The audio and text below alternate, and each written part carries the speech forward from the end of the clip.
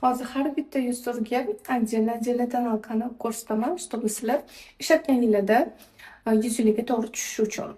Tonal kremni qizlar tanlayotganingizda albatta uni teksturasiga ahamiyat beringlar va yuzinglar turiga ahamiyat beringlar. Agarda ikkaloviga ham ahamiyat bermasanglar, umuman tonalkangiz idealniy yotmaydi.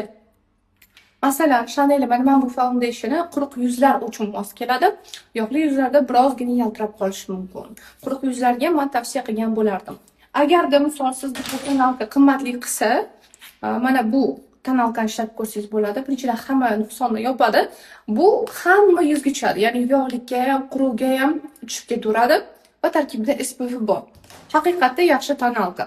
Agarda yuzingiz kun davomida tiniq bo'lishini xohlasangiz, yuzingiz ozgina terlasa, ozgina yog'lansa, Dior men bu tonalkasini tavsiya qilaman. Juda ham качественный. Agar yuzda ham naturalniy bo'lib turishini va kun davomida turishini xohlasangiz,